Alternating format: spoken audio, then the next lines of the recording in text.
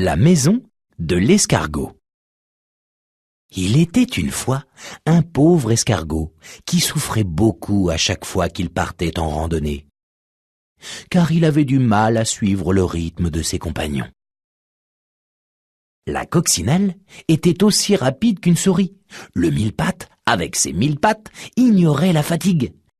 Le scarabée prenait même le temps de faire des escapades vers les fleurs. Le pauvre petit escargot, lui, peinait, soufflait, transpirait, tout seul et loin derrière, abandonné par les autres, qui n'avaient plus la patience de l'attendre.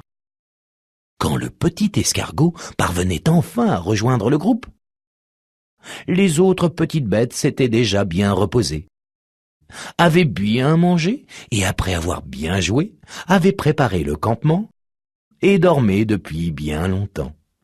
Et comme il n'y avait plus de place, le petit escargot devait coucher à la belle étoile. Mais chaque matin, obstiné, il reprenait la route, espérant toujours rattraper ses amis. Pour ne pas s'ennuyer pendant le parcours, il sifflotait, regardait à droite et à gauche, saluait les petites bêtes qu'il rencontrait. Un jour, qu'il avançait le nez en l'air pour admirer le vol d'un beau papillon, le petit escargot buta sur une surface dure qui lui fit perdre l'équilibre. « Oh ben ça alors, mais qu'est-ce que c'est ?» se demanda-t-il, car il n'avait jamais vu une chose pareille, ce qui est normal puisqu'il s'agissait d'un coquillage perdu par un enfant qui l'avait ramené du bord de mer. D'un naturel curieux, et comme la chose ne bougeait pas, le petit escargot alla voir de plus près et inspecta l'intérieur attentivement.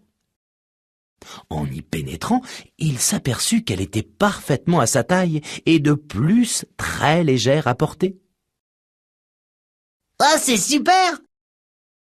jubila alors le petit escargot. « Je vais m'en faire une maison !»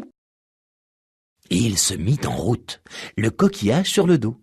Quand il arriva au campement, tout le monde dormait déjà. Mais le lendemain matin, en sortant de son coquillage, le petit escargot remporta un très grand succès. Et toutes les petites bêtes ressentaient une pointe d'envie. Ainsi, le petit escargot n'avait plus besoin de se construire une maison chaque nuit. Il ne craignait plus ni le grand soleil, ni la pluie, et pouvait faire une sieste quand il le voulait. Les petites bêtes de la forêt cherchèrent alors toutes une maison à se mettre sur le dos. Mais en fin de compte, il n'y en eut que pour l'escargot.